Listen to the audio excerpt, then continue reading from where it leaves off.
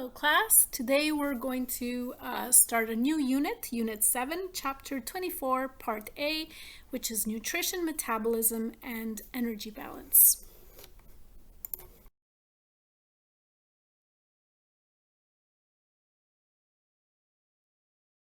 Now that you understand how the digestive system transforms food into nutrient molecules in the body, you're ready to learn how the body converts these nutrients into fuel. As a healthcare professional, it's essential that you understand all aspects of good nutrition and how nutrients are converted into energy. This will allow you to effectively advise your patients on dietary choices that will enable their bodies to operate at peak performance. To make proper dietary recommendations, you need to know about the different nutrients that the body requires to function normally, including carbohydrates, lipids, and proteins. Each of these major nutrients plays a different role within the body, and excesses and deficits of these nutrients can have detrimental effects on a patient's overall health. For example, excessive consumption of proteins can lead to kidney stones, while patients who do not consume enough protein may develop anemia. Counseling your patients on the recommended daily allowance of proteins and other nutrients may prevent these conditions. A thorough understanding of the impact of various nutrients on the body will enable you to educate your patients on leading healthy and nutritionally balanced lives. 1. Nutrients. So we learned that cells are the chemical factories that break down organic molecules to obtain energy, which can then be used to generate ATP, the energy currency of the cell. And these reactions happen within the mitochondria, and they provide most of the energy needed by a typical cell. So most nutrients are used for metabolic fuel, but some are for cell structures and molecular synthesis. So in other words, making molecules. So a nutrient is any substance in food needed for growth, maintenance, and repair. Macronutrients, there are three major nutrients that make up the bulk of ingested food: carbohydrates, lipids, and proteins. Micronutrients, two other nutrients that are required but only in small amounts: vitamins and minerals. Water is required, so technically it is a nutrient. And then there's essential nutrients. These are nutrients that must be eaten because the body cannot synthesize these from other nutrients. There's about 45 to 50 nutrients that are considered essential. One of these is vitamin C. We derive vitamin C from our food, and our body is not able to synthesize vitamin C. Essential nutrients are also vital to life, but if not enough is available, then the liver can usually convert another nutrient into another. So various tissues and organs are specialized to store excess nutrients. For example, adipose tissue. Adipose tissues will store lipids, whereas muscle and liver tissues store glycogen. The energy value is measured in kilocalories. A calorie is the amount of heat needed to raise the temperature of 1 kilogram of water by 1 degree Celsius. And one dietary calorie equals 1 kilocalorie. So Canada's Food Guide has guidelines represented as portions on a dinner plate. So the food groups that are represented are fruits and vegetables, grains, whole grains, and protein. And the basic dietary principles are: eat only what you need, eat less overall, and eat plenty of fruits, vegetables, and whole grains, and avoid junk food. So here it is. It has changed in the last few years. Basically you fill your plate with lots of fruits and vegetables, about half of it, then a portion of protein, and then carbohydrates from whole grain foods, and drink water as much as possible. In 24.1, the role of carbohydrates, lipids, and proteins in metabolism.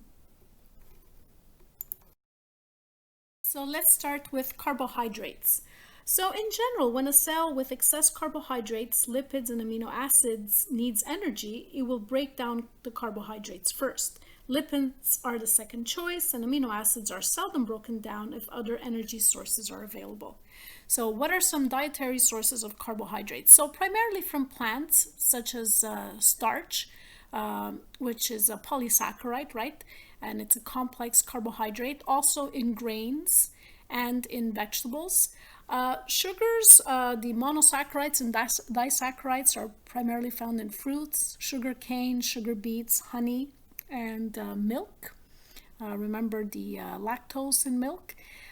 Then there's fiber, insoluble fiber and soluble fiber. So insoluble fiber, cellulose in vegetables provides roughage, so it cleans out the colon.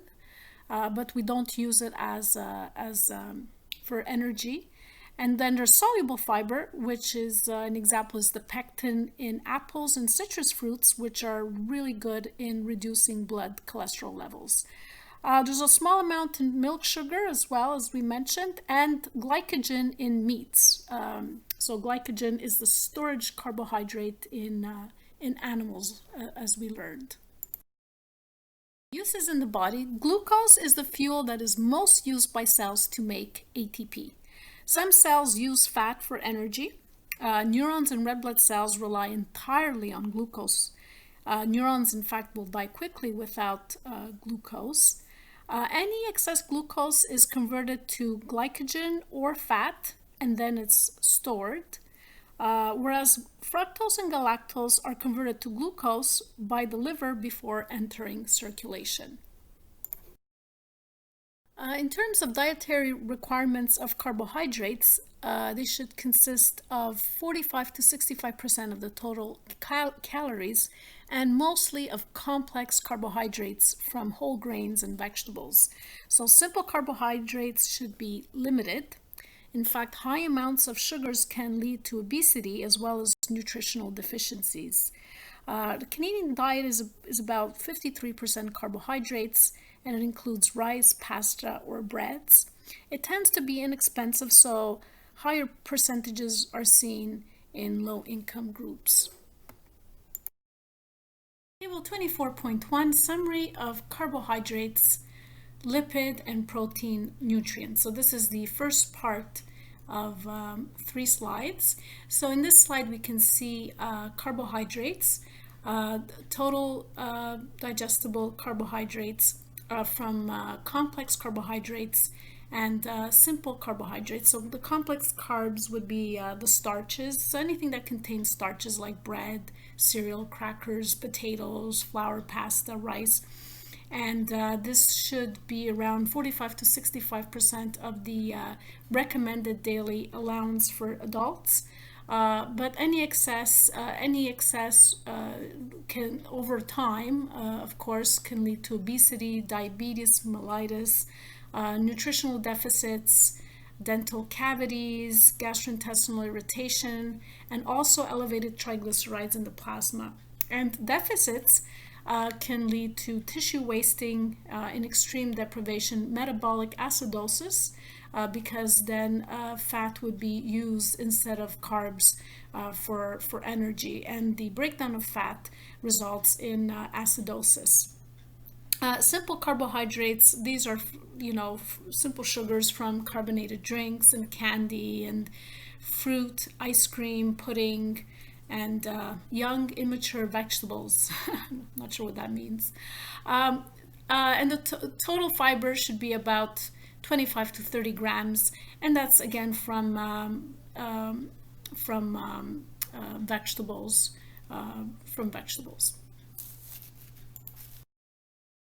Also obtain lipids from our diet, so such as triglycerides, also known as neutral fats. This is the most abundant form of lipids.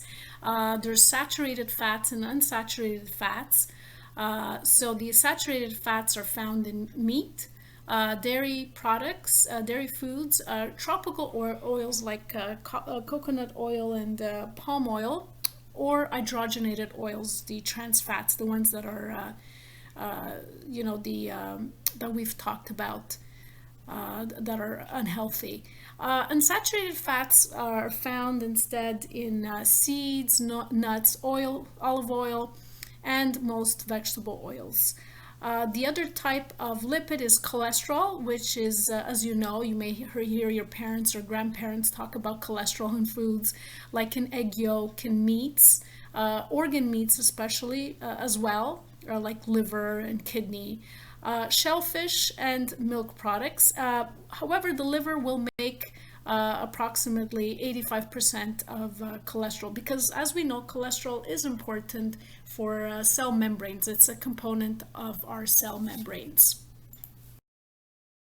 Can convert some fatty acids into others, but contrary to other fatty acids, linoleic and linolenic acids cannot be synthesized by the liver in mammals. Therefore, they are called essential and must be obtained in adequate amounts from the diet. So linoleic acid is an omega-6 fatty acid, and the main sources of this fatty acid include cereals, eggs, animal fat, whole grain breads, and sunflower and corn oils, whereas linolenic acid is present in abundant amounts in leafy green vegetables, walnuts, and canola, flaxseed, and rapeseed oils.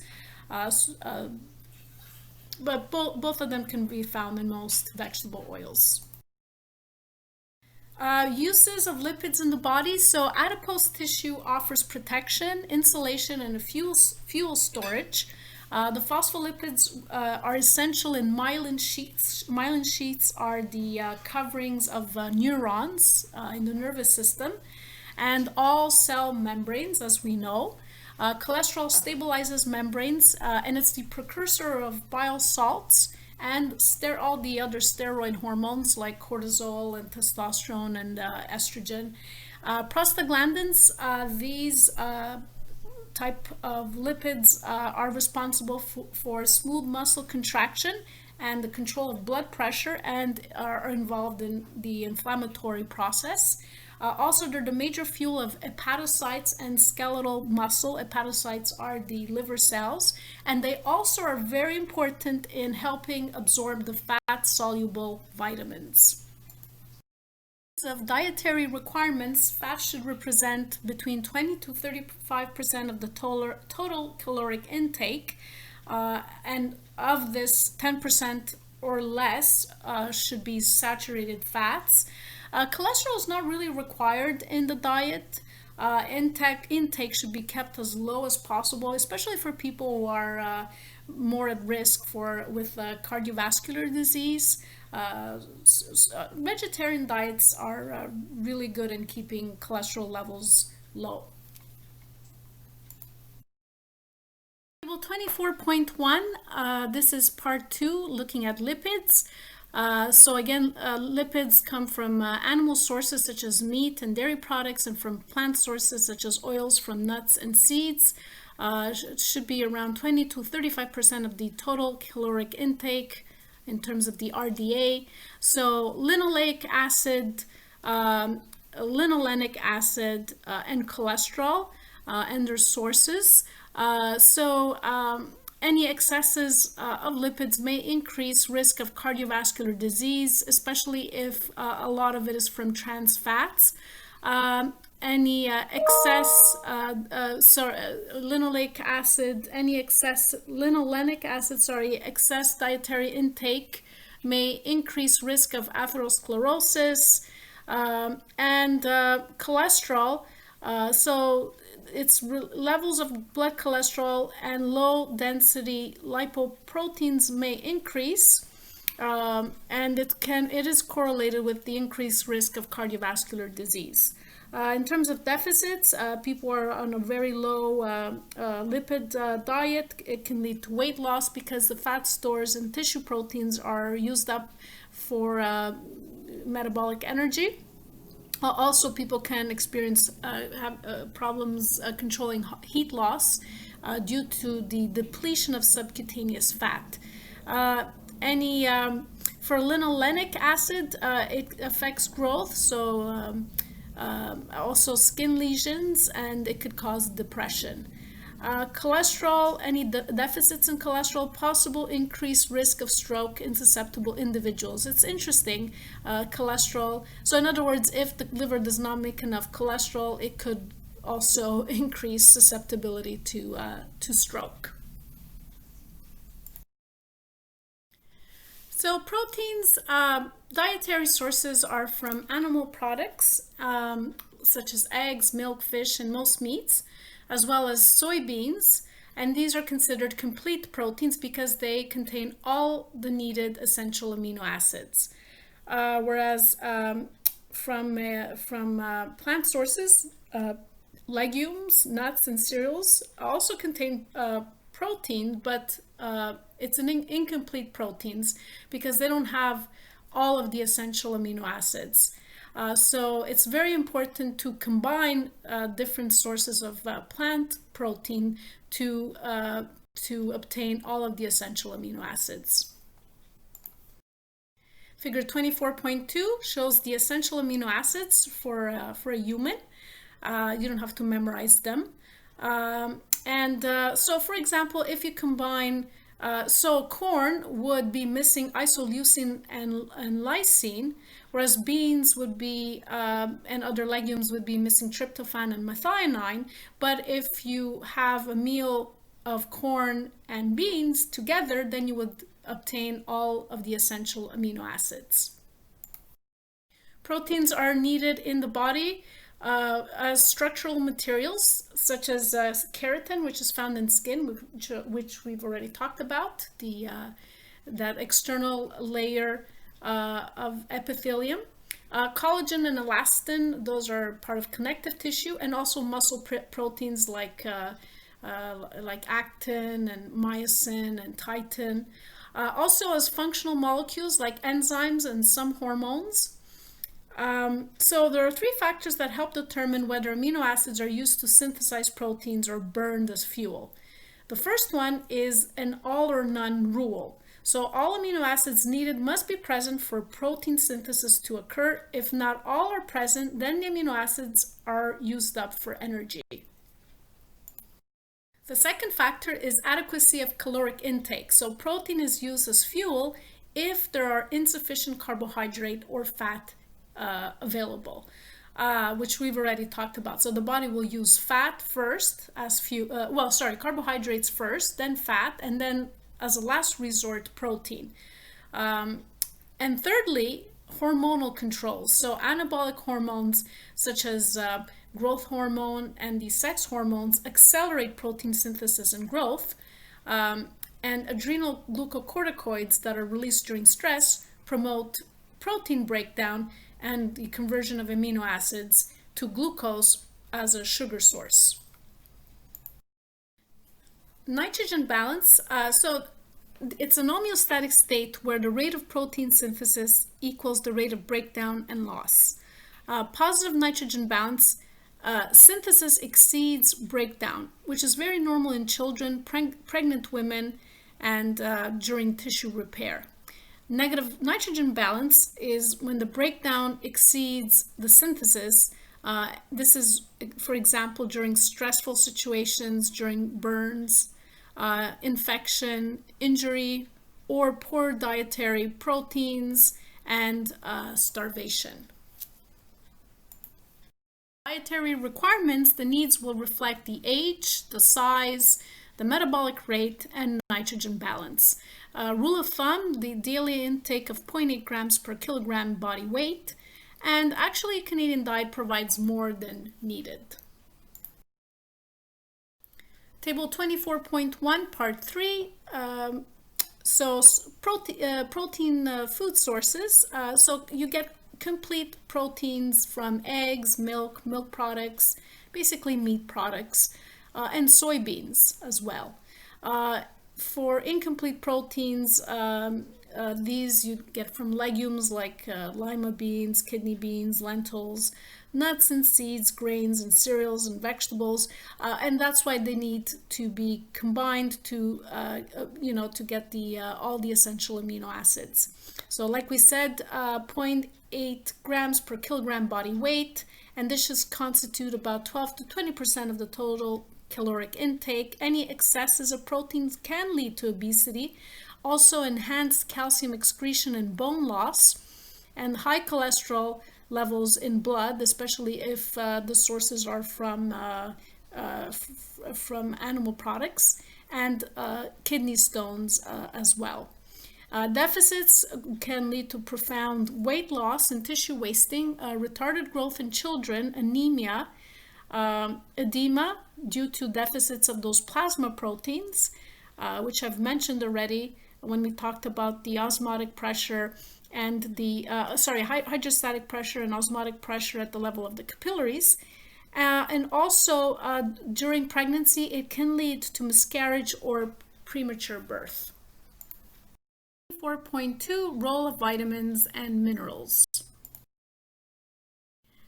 Vitamins are organic compounds that are crucial in helping the body use nutrients. Most will function as coenzymes, and most must be ingested, except for vitamin D, which is made in the skin, and some B and K, which we've already talked about, are synthesized by the intestinal bacteria. And the beta carotene from carrots is converted in the body to vitamin A. No one food group contains all vitamins, so it's very important to combine different foods to get your full spectrum of vitamins. There are two types of vitamins based on solubility. The water-soluble vitamins, these are from the B complex, and so the B1, B2, B5. And vitamin C, these are absorbed with water. B12 absorption requires intrinsic factor. These are not stored in the body. Any that are not used within 1 hour are excreted.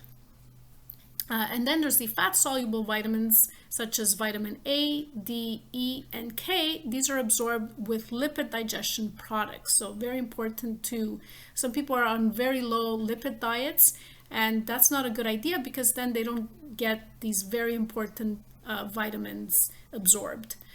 These are stored in the body except for vitamin K. However, an excessive consumption can cause health problems. During normal metabolism, dangerous free radicals are generated, and vitamins C, E, and A, and the mineral selenium are antioxidants that neutralize these free radicals. And these are commonly found in broccoli, cauliflower, Brussels sprouts. So these are very good sources of vitamins A and C. So mega doses of vitamins are in fact useless, especially if your diet if you have a complete diet, and they may actually cause serious health problems depending on the vitamin involved. Table 24.2 shows the vitamins. Don't go memorize this table. It's for your own interest too. Every once in a while, I'm sure you glance at it. I do, to make sure, I'm getting all of my vitamins. So anyway, just look through it. It's good to know. It's good to know. Minerals. So there are 7 minerals that are required in moderate amounts. That would be calcium. You know about calcium. Phosphorus, potassium, sulfur, sodium, chlorine, and magnesium. And the others are required in trace amounts. They work with nutrients to ensure the proper functioning of the body. Uptake and excretion are balanced to prevent toxic overload. More specifically, calcium, phosphorus, and magnesium salts harden bone. Iron is essential for oxygen binding to hemoglobin. Iodine is necessary for the proper functioning of the thyroid gland. Sodium and chloride are major electrolytes in blood. Mineral-rich foods are vegetables, legumes, milk, and some meats. 24.3 Minerals in the body. So the top part of the table shows those minerals where you'd require greater than 200 milligrams per day, and the bottom shows where trace amounts are required. So calcium is up there. Where do we get calcium? From dairy products, but not necessarily. Dark leafy vegetables also are a good source. Legumes, such as soybeans, for example. So it's very important for bone and tooth formation, blood clotting, nerve and muscle function, and it can impair growth, if we don't get the right amounts. Phosphorus as well, very important for bones. Sulfur, you get that from proteins. Potassium from meats and dairy products, many fruits and vegetables and grains. Potassium is very important for nerve function and acid-base balance. Chlorine from table salt, sodium as well. They're also essential, not to overdo it on the salt, but it is essential. And magnesium, it's very important for the, for the health of the nervous system. And I would also add, it seems to have an important role in for muscles as well. For iron, meats have the highest amount.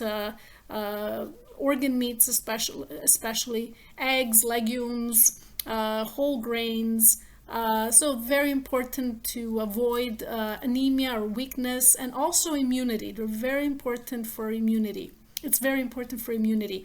Fluorine, we get that from our drinking water, tea and seafood, and it has been shown that low levels will result in tooth decay.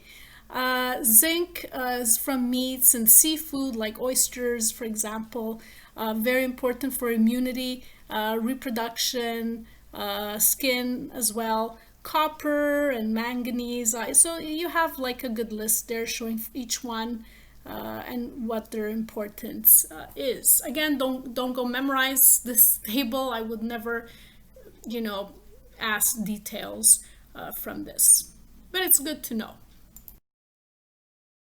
Of this class has to do with metabolism. What is metabolism? It's the sum of all biochemical reactions inside a cell that involves nutrients. So we talked about each one of the nutrients. Now we're going to see how they get metabolized, how they get broken down for energy. 24.3, role of metabolism. Metabolism can be conveniently divided into two categories. Anabolism, which is the synthesis of large molecules from small ones. An example is the synthesis of proteins from amino acids. And catabolism, which is the hydrolysis of complex structures to simpler ones. For example, the breakdown of proteins into the amino acids. Cellular respiration, it's basically, in a nutshell, it's the catabolic breakdown of food fuels whereby energy from food is captured to form ATP in cells. And we are going to devote the rest of this class to understanding the steps involved in this process. The goal of cellular respiration is to trap chemical energy in the form of ATP. So the energy can also be stored in glycogen and fats, which can be broken down later. Phosphorylation is something we're also going to see as we go through the process, the different steps of cellular respiration. It's basically when enzymes shift the high energy phosphate groups of ATP to other molecules. If you remember, ATP had 3 phosphate groups, and if you remove one, then adenosine triphosphate becomes adenosine diphosphate, and if you remove the other one from ADP, then it becomes adenosine monophosphate.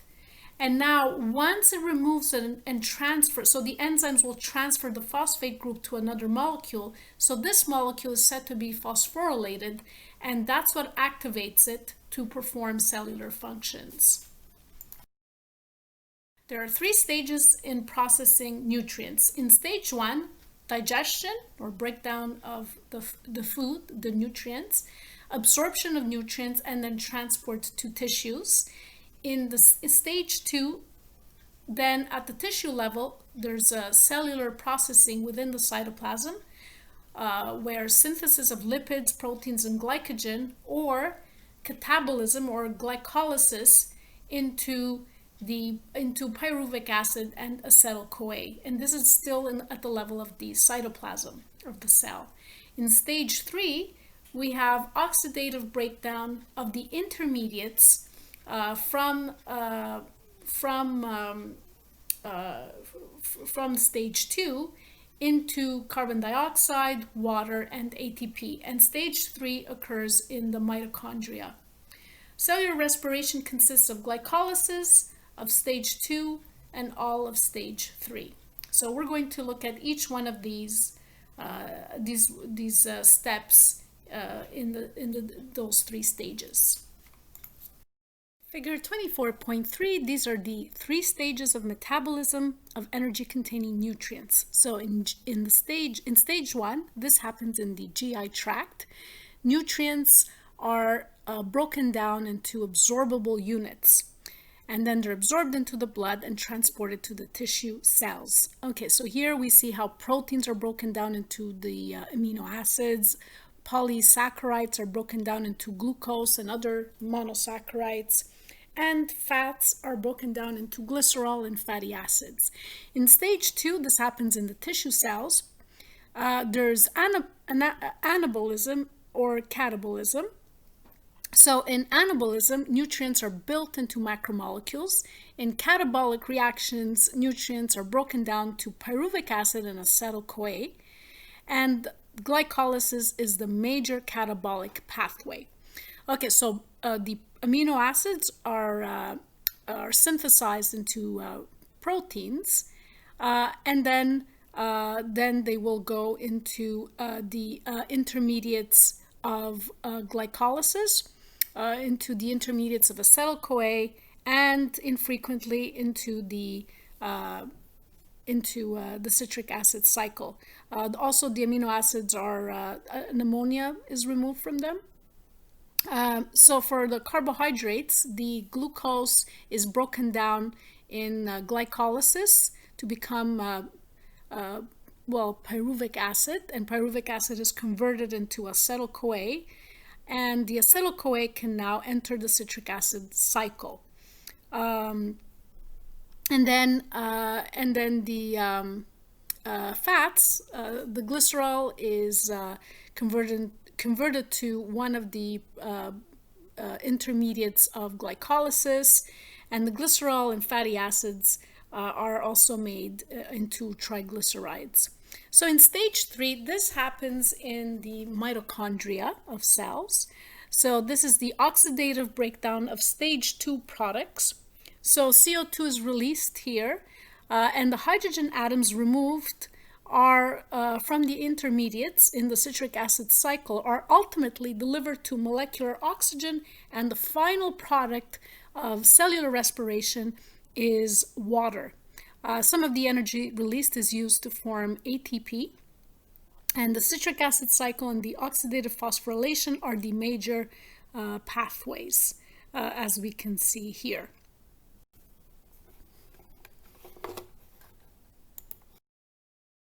Before we get into the details of the reactions of cellular respiration, let's look at oxidation reduction reactions and the role of coenzymes, because we'll see them in the reactions that are involved in cellular respiration. So oxidation reactions involve the gain of oxygen or a loss of hydrogen atoms and their electrons.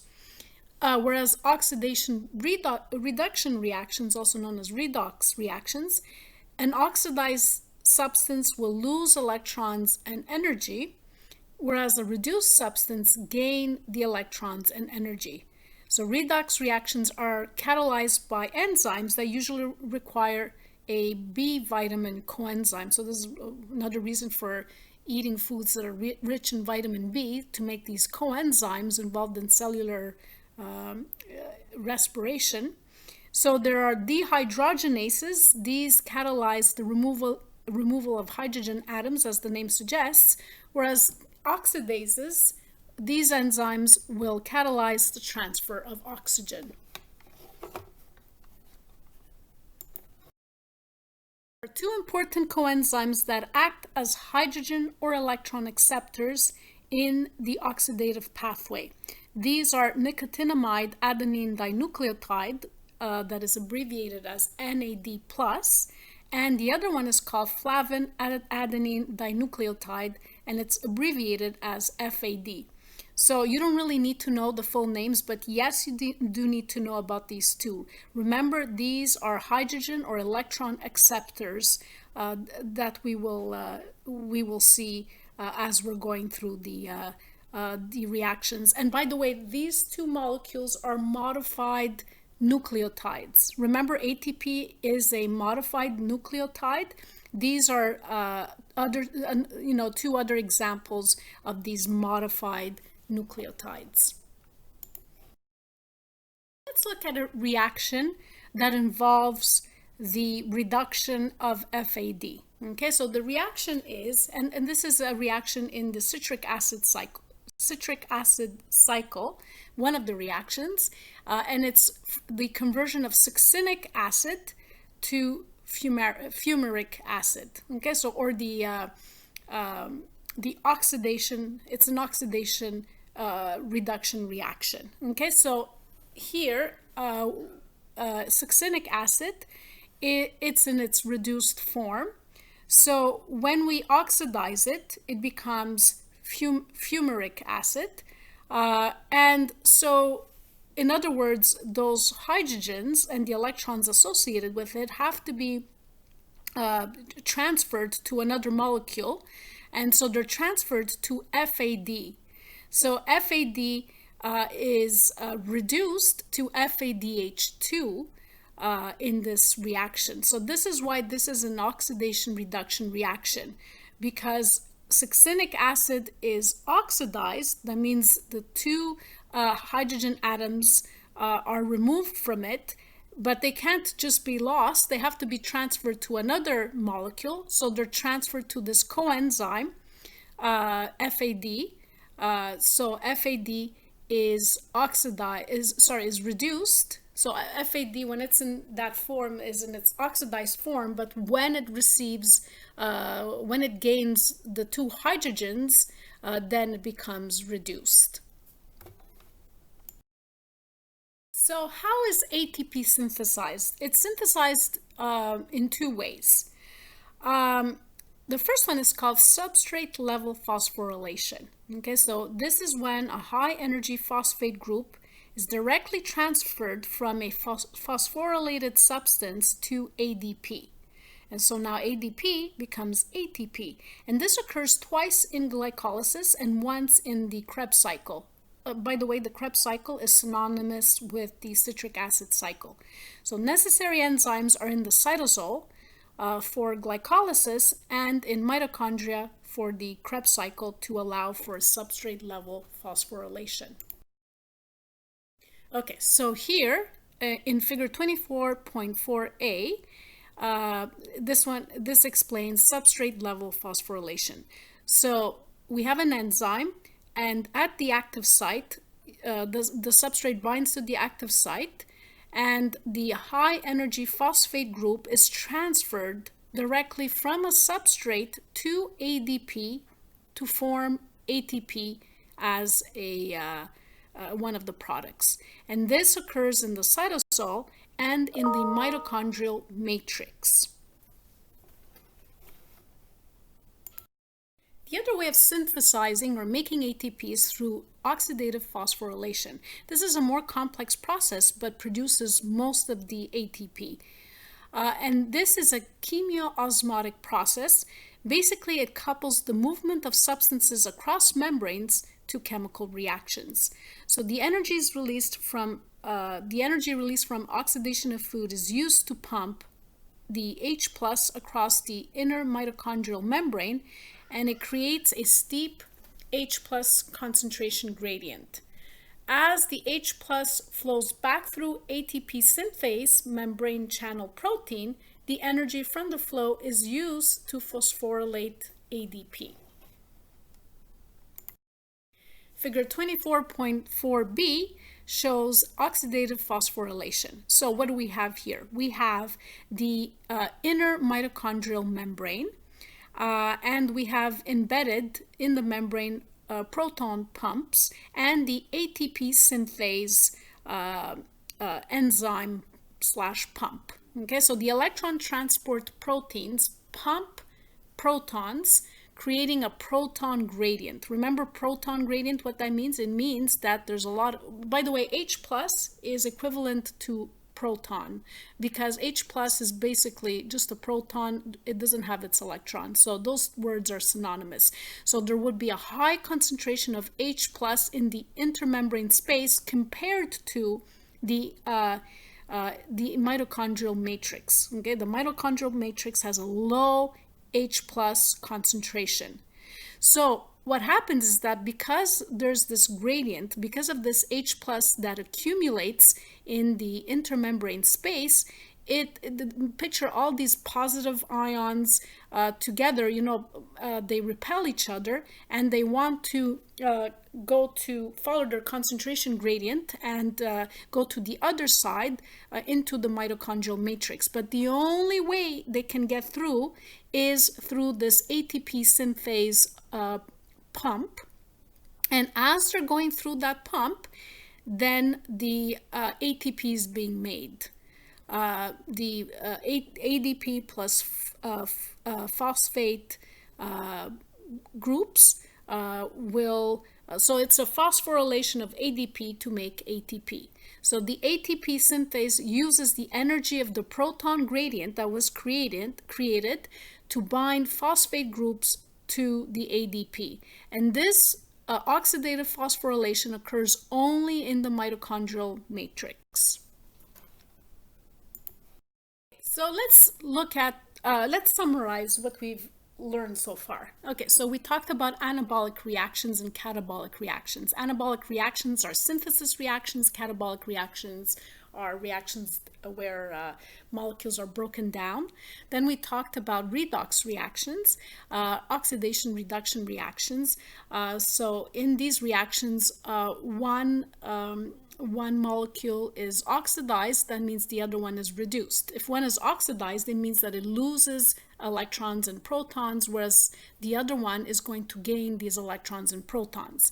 Then we talked about NAD and FAD. We said that these are coenzymes that accept these electrons and protons. And then we talked about two ways of generating ATP. One is through substrate level phosphorylation, and the other one is through oxidative phosphorylation. So in substrate level phosphorylation, it happens with the enzyme. There's an enzyme and the substrate binds to the enzyme substrate that has been previously phosphorylated, and that phosphate group is transferred to the ADP to make ATP.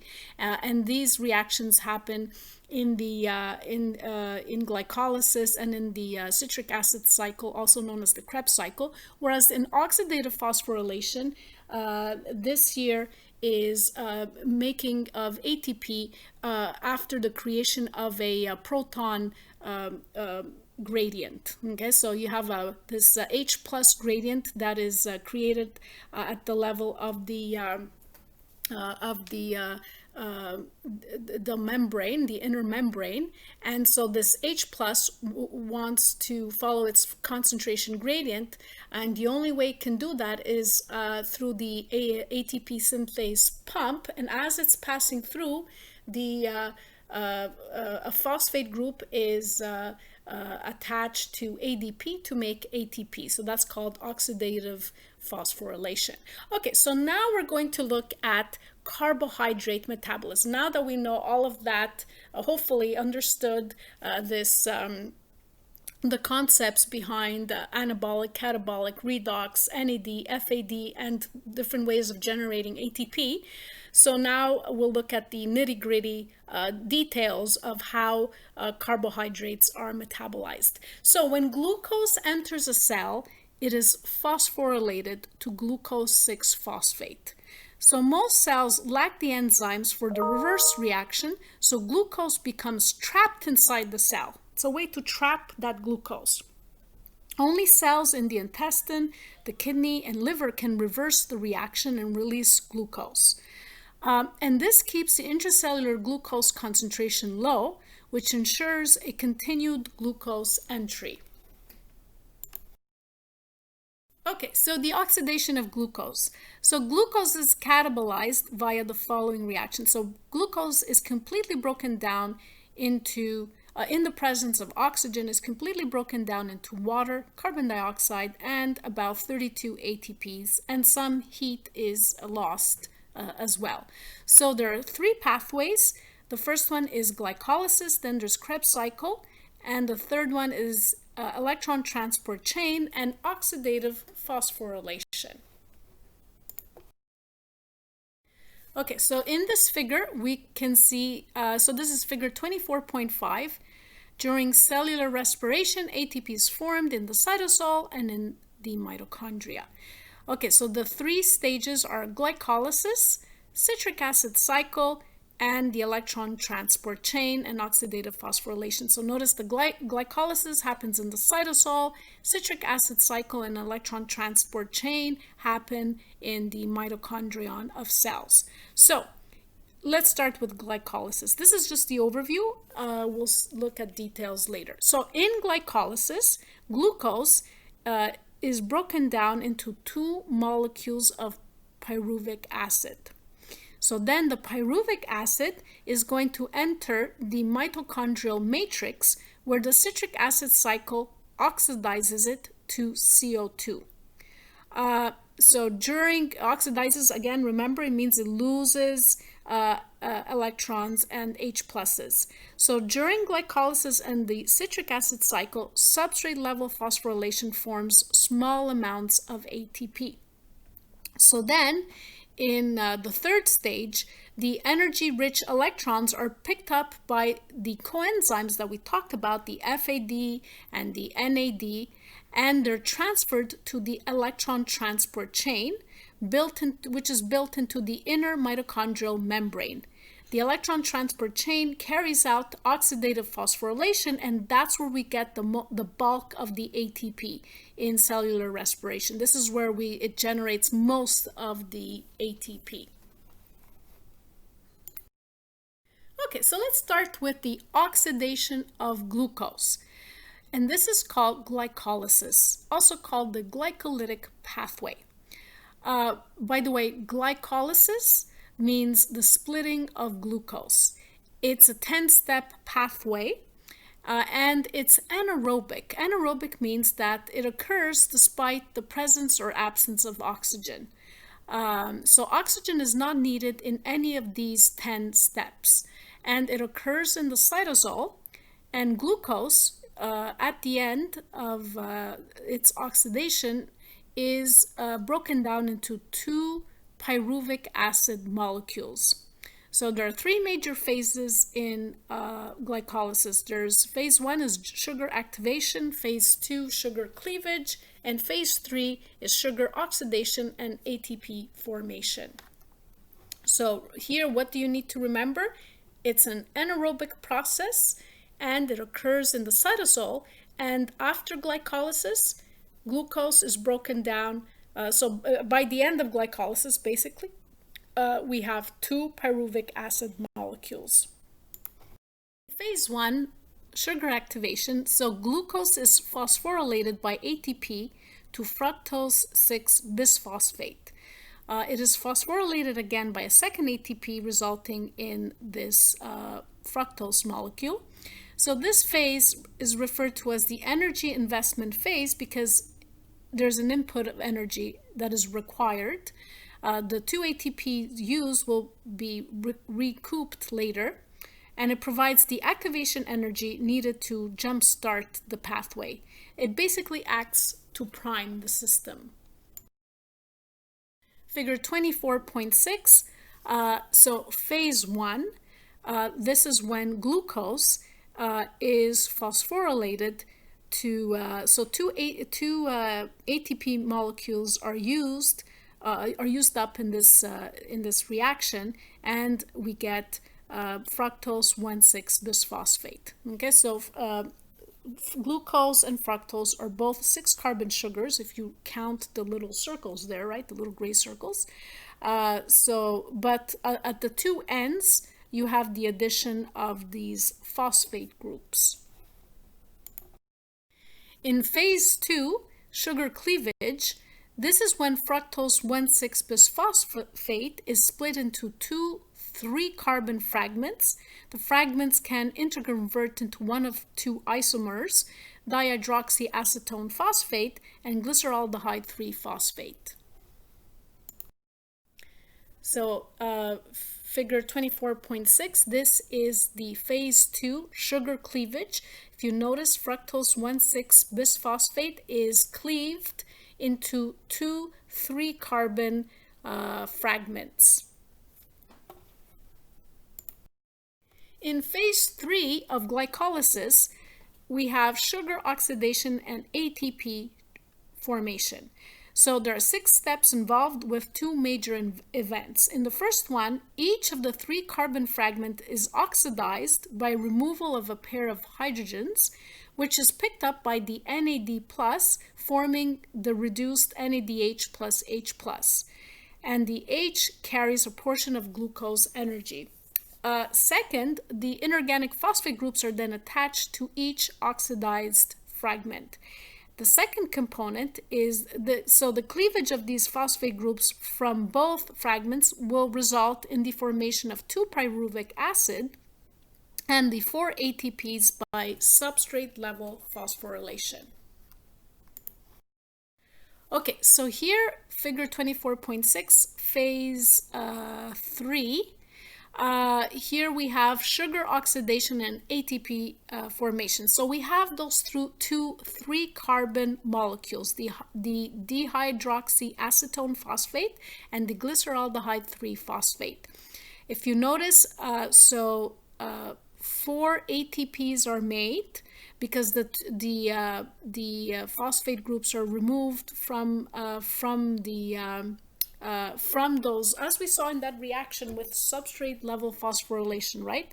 So the enzyme there, they're not showing the enzyme, but the enzyme is transferring the phosphate groups from those two 3-carbon molecules onto the ADP to make 4 ATP molecules.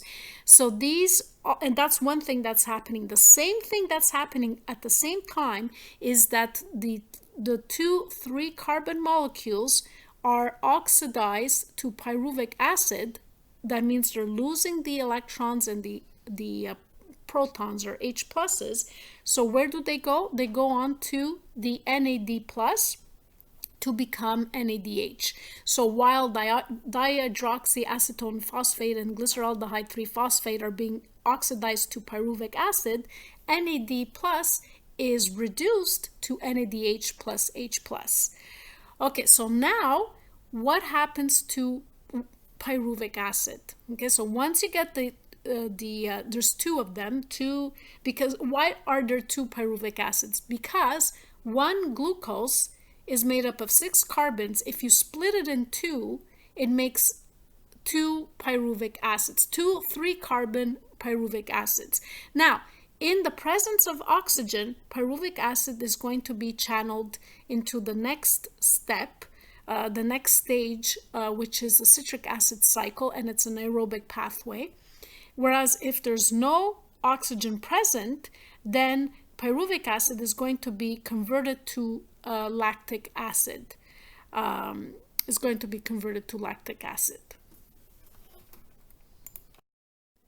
Okay, so this figure 24.6 summarizes the 3 major phases of glycolysis. So in phase 1, glucose is activated by using up 2 ATP molecules, and the result of that is glucose is converted to fructose 1,6-bisphosphate. Then what happens to fructose 1,6-bisphosphate? It is cleaved in phase 2 into 2 molecules of two 3-carbon molecules, dihydroxyacetone phosphate and glyceraldehyde 3-phosphate. Now, these two in phase 3 are oxidized into 2 pyruvic acids, so NADH is formed, right? NAD is reduced to NADH, and at the same time, 4 ATP molecules are formed through substrate level phosphorylation. So let's look at this. 2 ATPs are invested in phase 1, 4 ATPs are made, so the net ATP formation is 2 at the end of glycolysis. So glycolysis will make 2 ATPs in total, and the reason for that, I repeat, is because 2 are used up at the very beginning, but 4 are made at the end. So because the cell uses 2 to make 4, the net production of ATP is 2. So although 4 total ATPs are made, the 2 ATPs needed to prime the system in phase 1 must be subtracted. So the final products of glycolysis are 2 pyruvic acids, which are 2 3-carbon molecules, 2 reduced NADHs, and a net gain of 2 ATP molecules. For glycolysis to continue, more NAD+ must be present to accept more hydrogen atoms. The supply of NAD+ is limited. NADH must donate its accepted hydrogen atoms to become NAD+ again to be free to pick up more H+, so glycolysis can continue. So now, at this point, if oxygen is present, NADH will transfer its hydrogen, its proton, to proteins in the electron transport chain, and this occurs in the mitochondria. However, if there's no oxygen present, NADH will give hydrogen atoms back to pyruvic acid, and it's going to reduce it to lactic acid. And this is something that happens in our muscles. What happens to lactic acid? Some may leave the cell and be picked up by the liver, which can convert it back to glucose 6-phosphate, and some may be oxidized back to pyruvic acid when oxygen becomes available, and then it can enter aerobic pathways. Prolonged anaerobic metabolism can lead to acid-base problems, which we've hinted on when even on your test, when I showed you that formula and what's happening. We already discussed this, when we were talking about acids and bases and buffers, the carbonic acid bicarbonate buffer system. And glycolysis results in faster ATP production than aerobic respiration, but it yields far less ATP molecules. Aerobic respiration yields way more of the ATPs. So let's go on to stage 2, the citric acid cycle, also called Krebs cycle. This cycle occurs in the mitochondrial matrix, whereas glycolysis, we said, happens in the cytosol of cells. And it's fueled by pyruvic acid from glucose breakdown and fatty acids from fat breakdown. Pyruvic acid must be actively transported into the mitochondria because it is a charged molecule. Once inside the mitochondria, pyruvic acid enters a transitional phase. Okay, so let's look at this transitional phase where pyruvic acid is converted to acetyl-CoA, or acetyl coenzyme A, that's what that is. So there are 3 steps involved. The first one is a decarboxylation. So 1 carbon from pyruvic acid is removed, producing carbon dioxide gas, which diffuses into the blood to be expelled by the lungs. The second step is oxidation. The remaining 2 carbon fragment is oxidized to acetic acid by the removal of hydrogen atoms, which are picked up by NAD+. And thirdly, formation of acetyl-CoA, where the acetic acid combines with the coenzyme A to form acetyl-CoA. And now it's ready to, once we have acetyl-CoA, this molecule can enter the Krebs cycle. So the three steps are shown in this figure. So this again is the transitional phase. So we have the 3-carbon pyruvic acid, also known as pyruvate, from the cytosol, where it was formed from glycolysis. There's a transport protein that will bring it into the mitochondrial matrix. So pyruvic acid in the first step is decarboxylated. So a CO2 is removed from it to make the acetic acid. The second step is the removal of the hydrogens and electrons from it. So that is called oxidation. So where do they go? Well, they are transferred to NAD+, which is this coenzyme, to reduce it into NADH plus H+. And the third step, the coenzyme A is attached to the acetyl portion. And now we have acetyl-CoA. So 24.7 is a simplified version of the citric acid cycle. Okay, so simplified. I know it looks very complex. It looks nothing simplified at this point, but believe me, it's simplified. Okay, so let's start from the top. Pyruvic acid from glycolysis. How do we know it's pyruvic acid? Well, it's a 3-carbon, right? 3-carbon molecule. So then we have that transitional phase that I showed you before, where number one, there's a decarboxylation, then there's oxidation and reduction of NAD plus to NADH.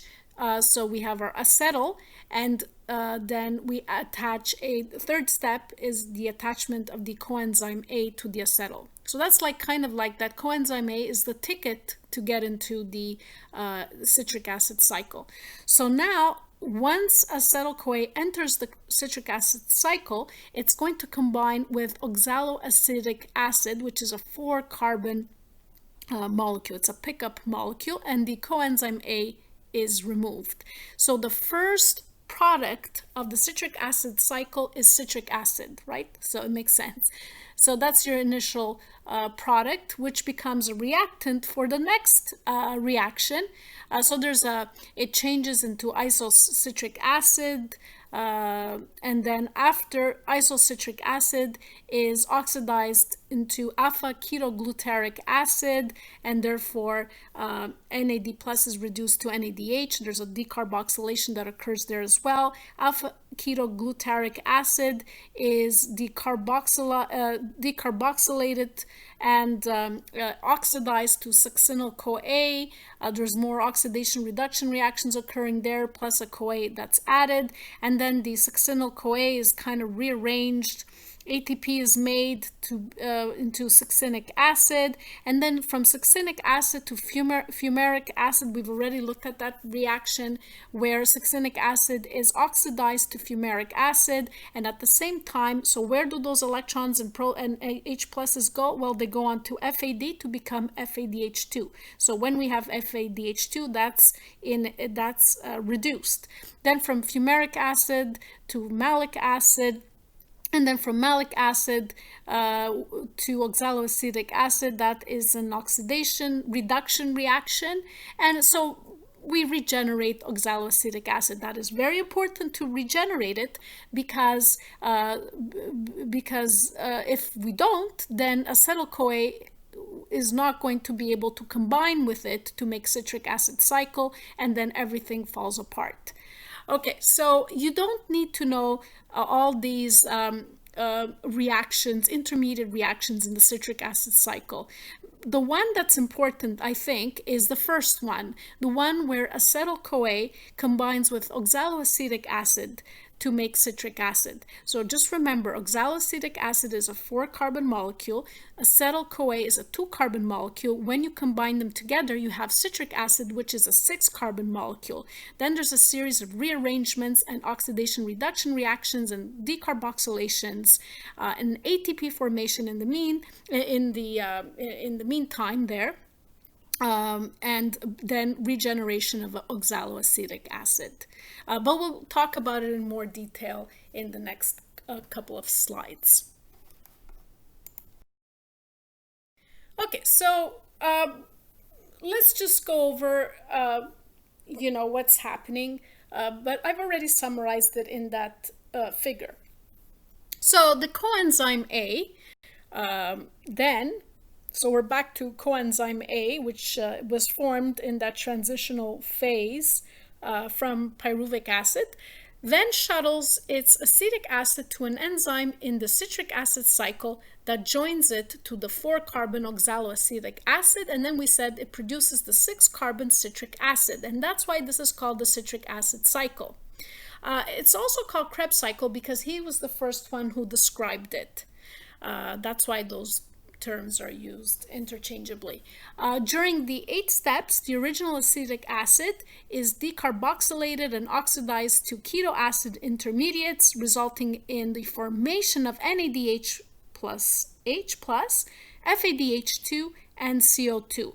And in the final step, very important, oxaloacetic acid is regenerated to go through another cycle of the citric acid cycle. So for each turn of the cycle, we get 2 carbon dioxides from decarboxylations, 4 molecules of reduced enzymes, 3 NADHs, and 1 FADH2, 1 ATP. This one is made by substrate level phosphorylation, just like in glycolysis. So it started with 2 pyruvic acid molecules, so the amount of the final products from 1 glucose is doubled. So instead of 2 CO2s, we have 4 CO2s. Instead of 3 NADHs, we have 6. And instead of 1 FADH2, we have 2 FADH2s. Instead of 1 ATP, we have 2 ATPs. So adding the final, if we look at finally the final products for the breakdown of 1 glucose, we have 6 CO2s, 8 NADHs, 2 FADH2s, and 2 ATP molecules. Let's look at this figure again, figure 24.7. Okay, so let's go from the top. We have pyruvic acid that was made from glycolysis. Pyruvic acid is a 3-carbon molecule. That enzyme there that converts it to acetyl-CoA has like 3 fingers. Okay, so it's a very busy enzyme that decarboxylates it first. Then there's oxidation to acetyl or acetic acid and reduction of NAD+, and addition of coenzyme A. So now we have acetyl-CoA. Once we have acetyl-CoA, this 2-carbon molecule is going to combine with oxaloacetic acid to form citric acid, which is a 6-carbon molecule. There's a series of rearrangements and decarboxylations and oxidation reduction reactions, and ATP formation through substrate level phosphorylation, and subsequent regeneration of oxaloacetic acid. So notice there are 3 NADHs made, right? But because this happens twice, because there are 2 pyruvic acids, there's a total of 6 NADHs, and there is it shows 1 FADH2, but in fact there's 2, again for the same reason, because it's 2 pyruvic acids. It shows 1 ATP molecule formed in one turn of the cycle, but because there's 2 pyruvic acids, it's 2 ATPs that are made. So the NADH must be oxidized to ensure there's plenty of NAD+ for glycolysis. For the transitional phase, and for the citric acid cycle. The NADH will be oxidized in the 3rd stage in the electron transport chain. Breakdown products of fats and proteins can also enter the citric acid cycle at certain points to be further broken down. We'll see that later. Also, cycle intermediates may be used as building materials for anabolic reactions rather than just catabolic reactions.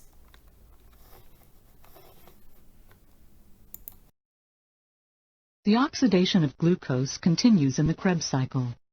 Pyruvic acid molecules formed during glycolysis diffuse from the cytoplasmic fluid into the mitochondrion, but pyruvic acid itself does not enter the Krebs cycle. Pyruvic acid is oxidized, while NAD+ is reduced to NADH, which stores electrons. a carbon atom is removed and released in carbon dioxide, leaving a 2-carbon fragment. Coenzyme A, or CoA, joins with the 2-carbon fragment, forming acetyl-CoA. One molecule of acetyl-CoA enters the Krebs cycle. The 2-carbon fragment of acetyl-CoA attaches to a 4-carbon molecule in the first reaction of the cycle. In a series of steps, bonds break and reform. 2 carbon atoms are released one at a time in molecules of carbon dioxide. Electrons are carried off by 3 molecules of NADH and one other molecule, FADH2. One step produces an ATP molecule. The 4-carbon molecule is regenerated. Since 2 acetyl-CoA molecules are produced for each glucose molecule broken down, a second acetyl-CoA enters the Krebs cycle.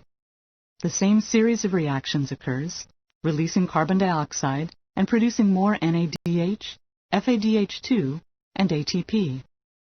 The cell has gained 2 ATPs that can be used directly.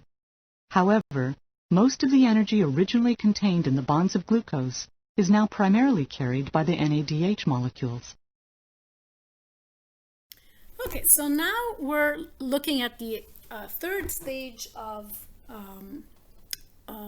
oxidation of glucose, electron transport chain, and oxidative phosphorylation.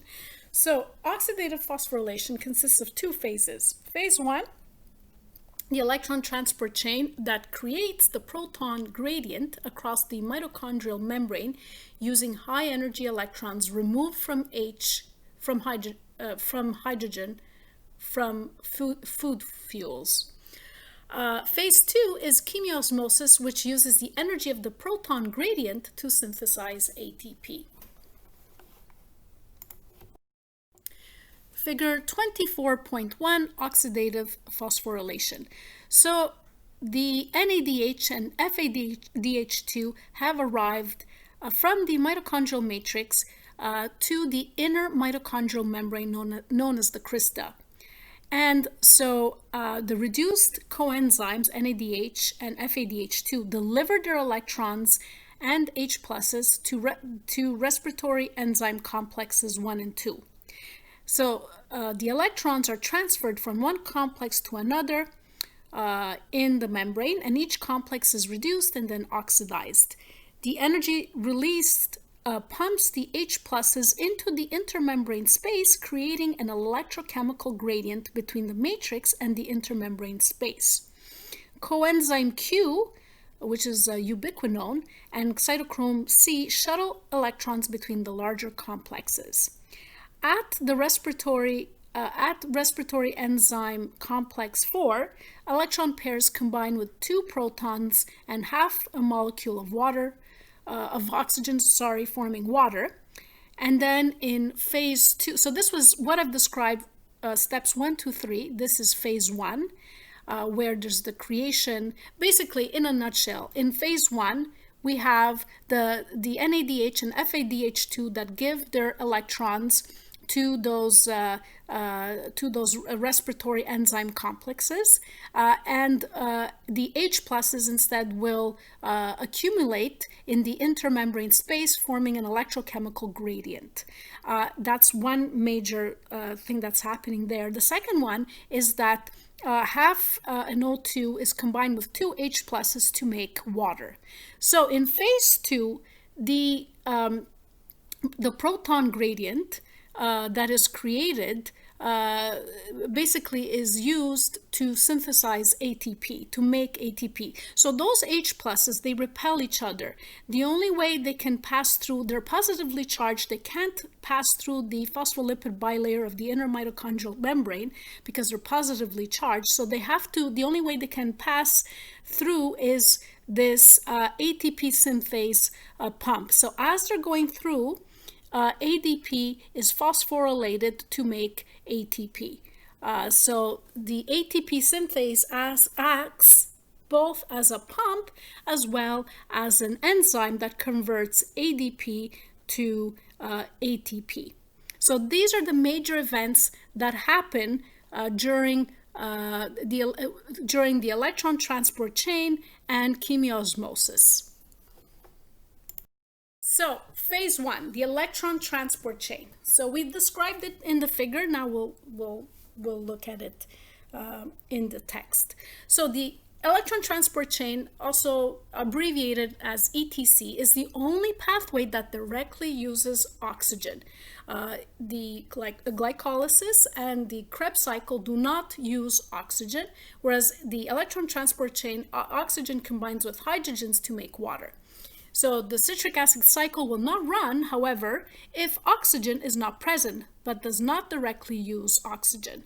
So remember, very early on, when we have pyruvic acid, if there is no oxygen present, the pyruvic acid is going to be converted to lactic acid. However, if there's oxygen present, the pyruvic acid is going to be converted to the acetyl-CoA, and then the acetyl-CoA is going to enter the Krebs cycle. So the overview of the electron transport chain is, again, the NADH and the FADH2 from glycolysis and Krebs cycle deliver the hydrogen atoms taken from glucose to the electron transport chain proteins. The electron transport chain will use the energy harnessed in the electrons of hydrogen of H+, right, to pump H+ across the membrane to create the proton gradient. And some of the H+ will combine with the oxygen that we breathe in to produce water. The electron transport chain harvests the energy of food fuels a little bit at a time to avoid damage to the cell. Also, the electron transport chain involves a chain of carrier proteins located on the inner mitochondrial membrane that contain metal atoms called cofactors. So these are flavins, proteins derived from riboflavin. The electron transport complexes 1 and 2, for example. Cytochromes, these are proteins with iron-containing pigment. These are complexes 3 and 4. And neighboring complexes clustered together to form respiratory enzyme complexes. Each protein of the complex is alternately reduced and oxidized as it picks up and passes off an electron. The three major steps involved in the electron transport chain are: step 1, complexes 1 and 2 accept hydrogen from NADH and FADH2. And then NAD plus and FAD can now return back to glycolysis and Krebs cycle to be reduced. Step 2, the hydrogen atoms are split into H+, which is a proton, plus its electrons. The electrons are passed down the chain, each complex is reduced when it accepts electrons, then oxidized when it passes the electron on to the next complex. So coenzyme Q and cytochrome C act to shuttle electrons between complexes. A little energy from the electron is released with each transfer. So a bit of energy is released a bit at a time, not all at once. The energy released is used by complexes 1, 3, and 4 to pump the H+ out into the intermembrane space of the mitochondria, creating the H+ concentration gradient. And in step 3, at complex 4, electron pairs combine with some H+ and a molecule of oxygen to form water. If we look at the net reaction for the electron transport chain, we have reduced coenzymes coming in, coenzymes such as FAD and NADH from the Krebs cycle and from glycolysis, plus half oxygen and then the reduced coenzyme is oxidized to NAD plus and FAD, which go back to the Krebs cycle and the glycolysis, right? And the final product is water. So the electrons cascade downhill from NADH plus H+ to progressively lower energy levels until finally delivered to oxygen. So the final electron acceptor is oxygen, and the final product is water. The energy from the electrons is used to pump H+ into the intermembrane space, creating an electrochemical proton gradient. The proton gradient has potential energy, which will now be harnessed to do work. Figure 24.8, energy is harvested at each step in the electron transport chain. So on the y-axis, we see free energy relative to oxygen. Okay, so we start off when those NADHs come in, carrying their electrons and H pluses, they're at a higher energy level. And then when the electrons are transferred from one carrier to the other, every time there's this transfer of electrons, there's a loss of free energy. So energy is lost as heat at every step of the electron transport chain. And at the end, the final electron, originally the two electrons that are shown there, and they're originally from NADH or FADH2, these here are combined with oxygen and H plus to make the final product, which is water. So let's look at this again. So we're looking at phase one, the electron transport chain. So again, just to repeat, the NADH and the FADH2 that are coming from glycolysis and from the transition step. Also, remember the conversion of pyruvic acid to acetyl-CoA and from the citric acid cycle. So these are reduced when they're in that form, right? And they deliver their electrons to the respiratory enzyme complexes 1 and 2. These electrons are transferred from one complex to another, and each complex is reduced and then oxidized, and the energy released pumps H plus into the intermembrane space, creating an electrochemical gradient between the matrix and the intermembrane space. Then at the respiratory enzyme complex 4, electron pairs combine with 2 protons and half a molecule of oxygen, forming water. So at the end of the electron transport chain, we have the formation of water. Now, what's left is what happens to the that proton gradient that is generated in the intermembrane space. So phase 2, chemiosmosis. So the proton concentration gradient formed also creates 1, a pH gradient, and 2, a voltage gradient across the membrane. The H plus is attracted to the matrix side of the membrane because of all of these gradients, but the membrane is impermeable to H plus, right? We said that the membrane, the phospholipid bilayer, is not going to, so we won't have diffusion of H plus across the membrane. The only way H plus can re-enter the matrix is via the mitochondrial membrane channel protein called ATP synthase, or complex 5. ATP synthase is the small rotary motor that drives the addition of an inorganic phosphate to ADP, creating ATP. So ATP synthase, it's an enzyme, right? Because it ends in ASE, right? We said that enzymes end in ASE because it catalyzes this reaction, the reaction of ADP to ATP, but also it acts as a channel protein, allowing the H plus to pass from the intermembrane space to the matrix. So the steps of ATP synthase production of ATP are, so number 1, H plus ions flow down their concentration gradient through the stationary stator of the ATP synthase. It's a section of the pump. As they pass the rotor mechanism, they bind to one subunit, causing it to change shape and spin.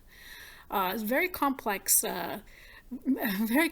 mechanism this here, but remember, this is a protein. This ATP synthase is a protein, so it has a tertiary structure. The spinning rotor turns a connecting rod, and as the rod spins, it activates catalytic sites on the knob that join the phosphate to ADP, forming ATP. 2410, structure and function of ATP. So let's look at what happens at the level of ATP synthase in steps. The protons flow down their electrochemical gradient through the stationary stator. Each H+ binds to a subunit of the rotor, causing it to change shape and making the rotor spin. The spinning rotor turns the connecting rod, and as the rod spins, it activates catalytic sites in the knob that join the phosphate group to ADP to make ATP.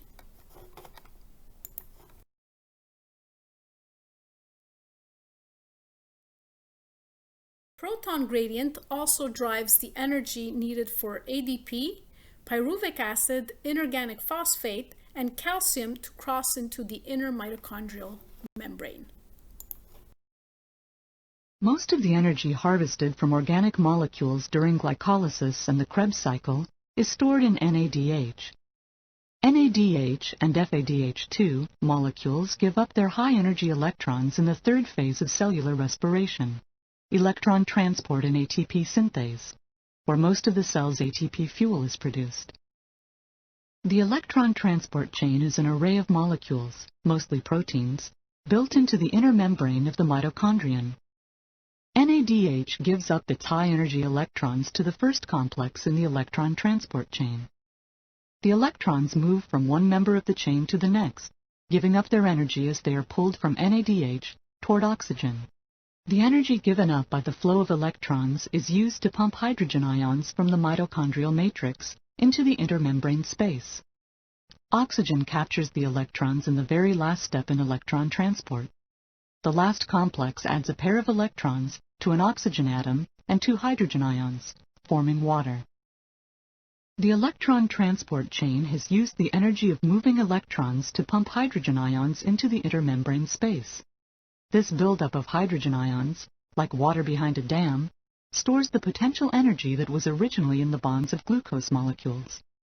The backed-up hydrogen ions give up their energy when they diffuse through a special protein complex in the membrane called ATP synthase. As hydrogen ions flow down their concentration gradient, ATP synthase captures their energy to make ATP.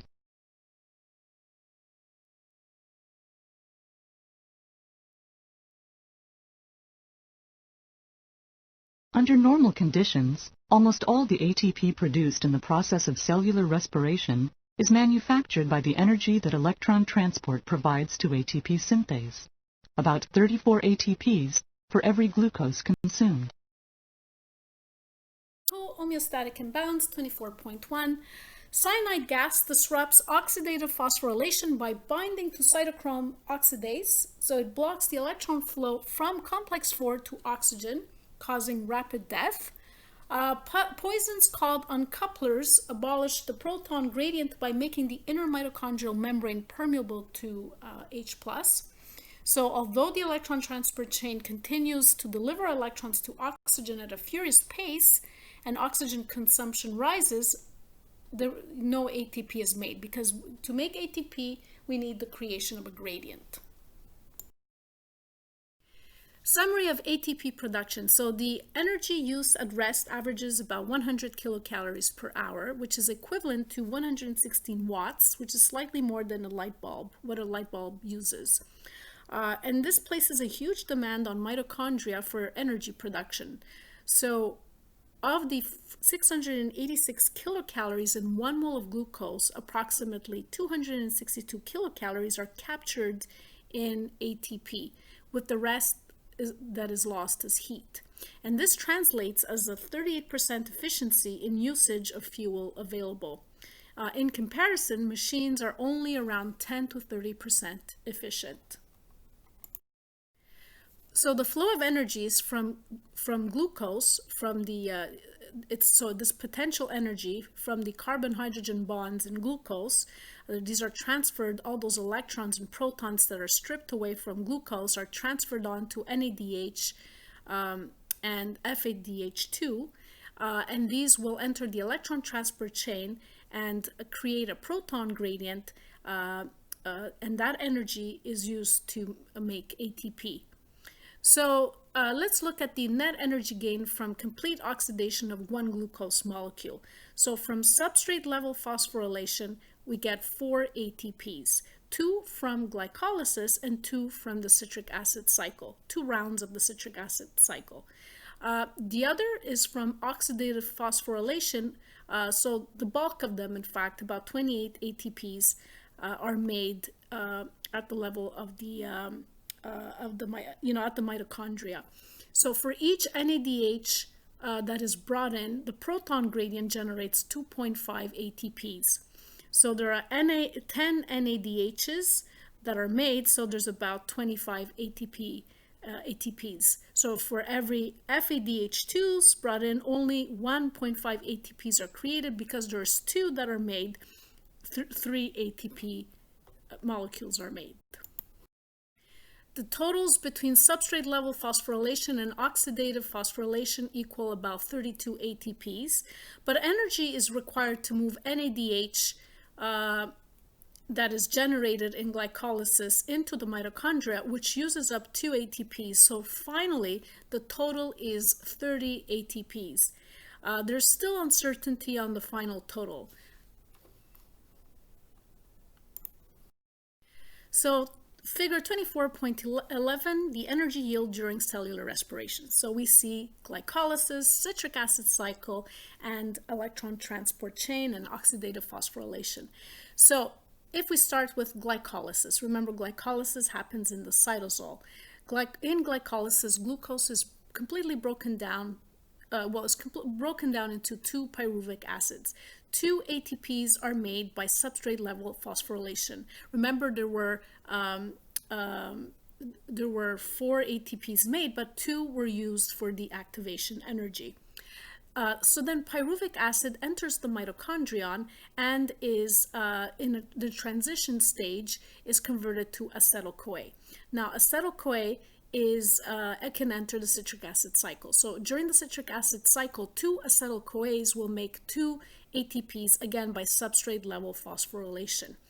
Then there's NADHs that are made throughout, and these will enter the electron transport chain, and through oxidative phosphorylation, there's about 28 ATP molecules, but they remove 2 ATPs from the average shuttle cost just from moving them around from one compartment to the other. So a typical yield would be about 30 ATP molecules. As this mountain biker heads up the trail, the breakfast he ate this morning is being burned to power his bike ride. His breathing rate increases as his leg muscles demand more oxygen to burn more fuel. Let's zoom down to where this fuel is burned, our cells.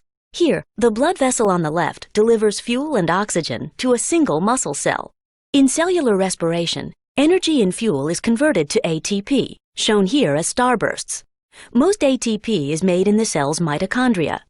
ATP powers the work of the cell, such as contraction. Let's take a closer look at how ATP is produced from a molecule of glucose, our fuel. Only the carbon skeleton is shown to keep things simple. The first step is called glycolysis, and it takes place outside the mitochondria. To begin the process, some energy has to be invested. Next, the molecule is split in half. Now, the molecule NAD+, an electron carrier, picks up electrons and hydrogen atoms from the carbon molecule, becoming NADH. Keep track of the electron carriers. They play an important role by transporting electrons to reactions in the mitochondria. In the final steps of glycolysis, some ATP is produced, but not much. For every glucose molecule, only 2 net ATPs are produced outside the mitochondrion. However, glycolysis has produced pyruvic acid, which still has a lot of energy available.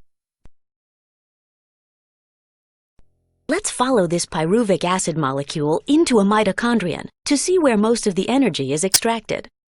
As the molecule enters the mitochondrion, 1 carbon is removed, forming carbon dioxide as a byproduct. Electrons are stripped, forming NADH.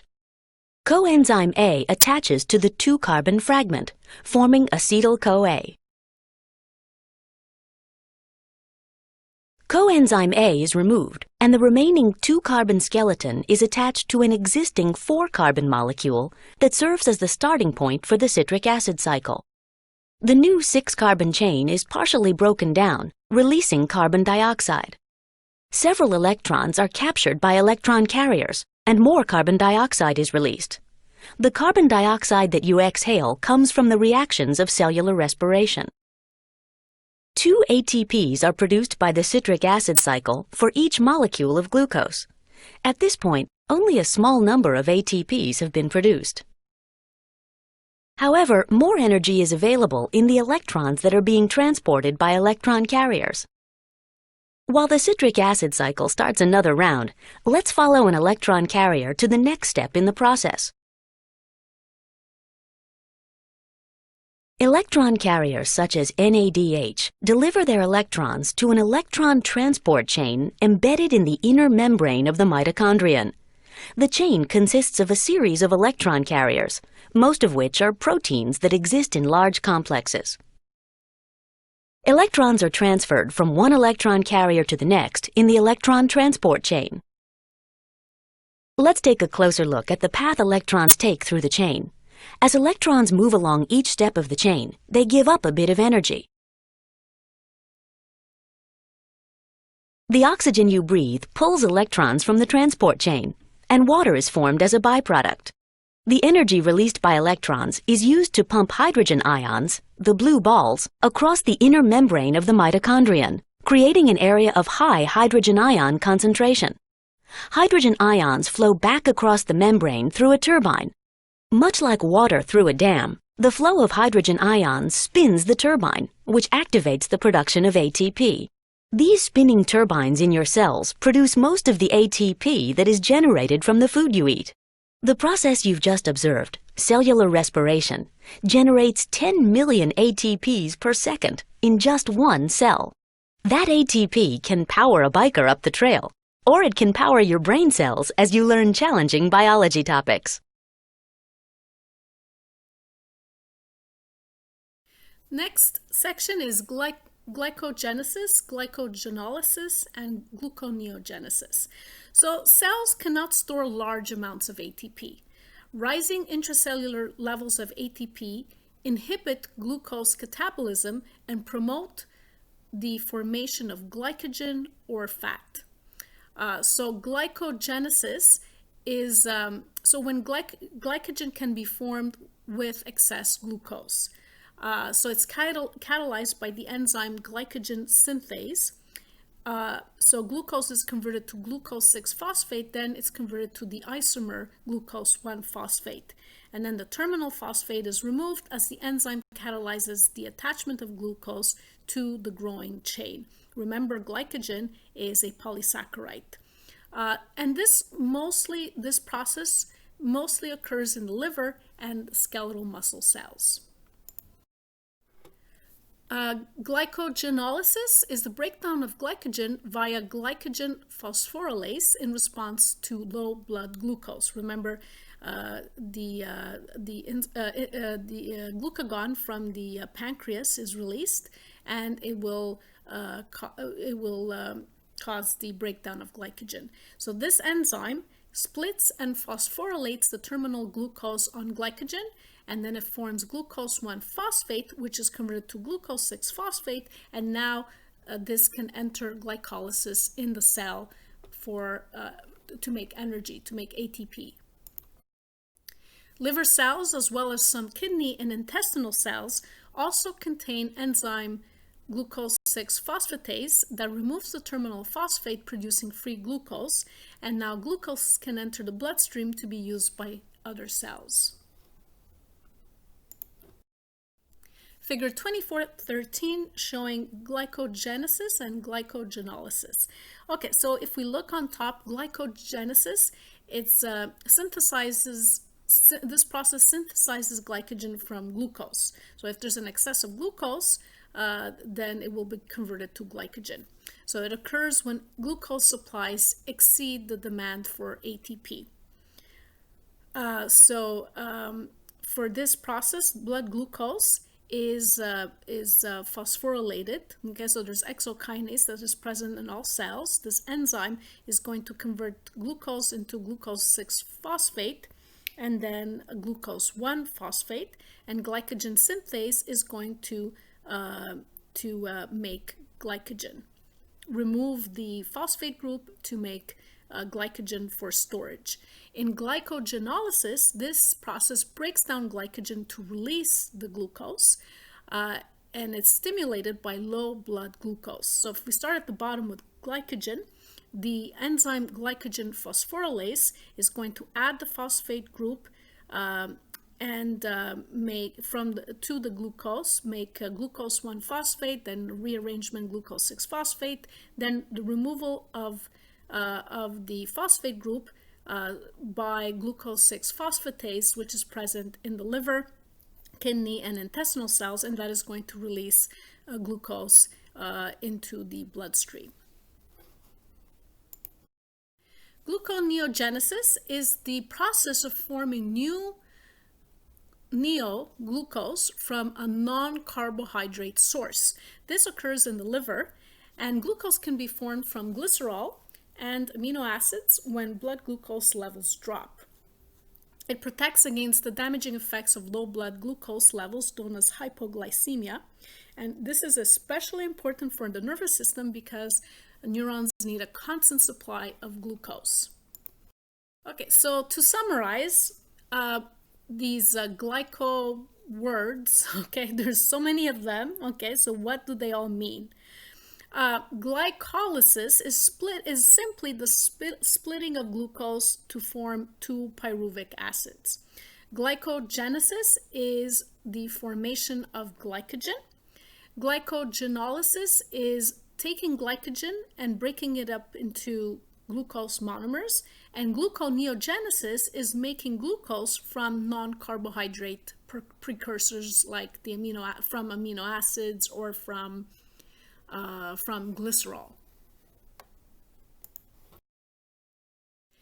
Section 24.5, lipid metabolism. So lipids provide a greater energy yield than from glucose or protein catabolism.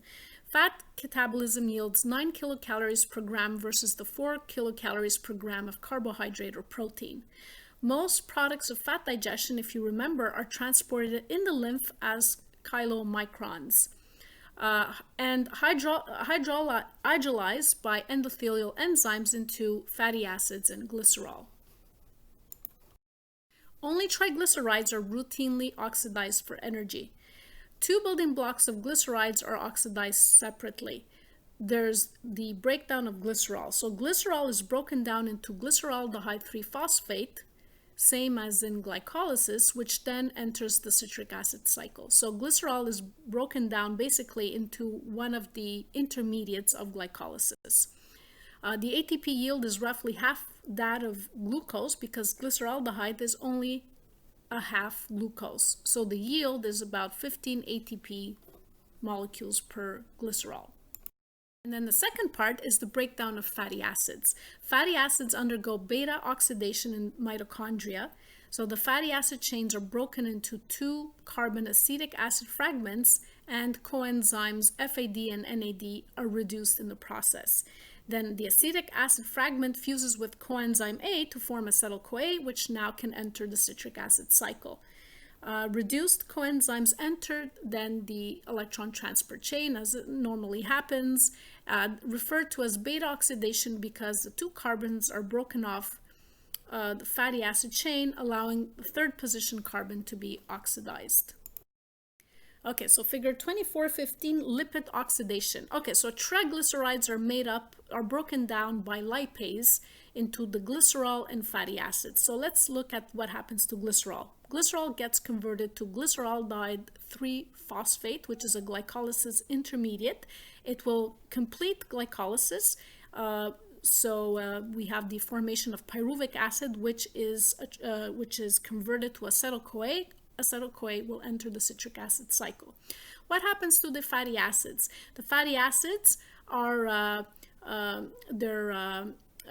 hydrolyzed, and ATP is added to them, coenzyme A, and they are oxidized because it's an oxidation, right, to acetyl-CoA. So that means that NADH and FADH2 are reduced, and the enzyme snips off the 2 carbon fragments to make acetyl-CoA. Once we have acetyl-CoA, it can enter the citric acid cycle. Lipogenesis is when triglyceride synthesis that occurs when the cellular ATP and glucose levels are high.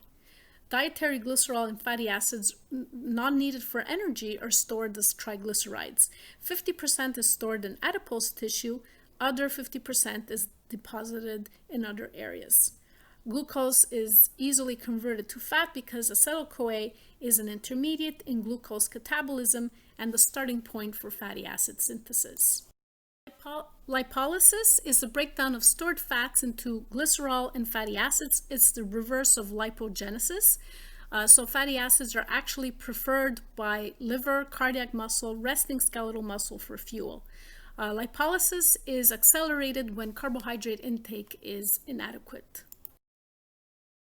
Beta oxidation of the released fatty acids results in production of large amounts of acetyl-CoA.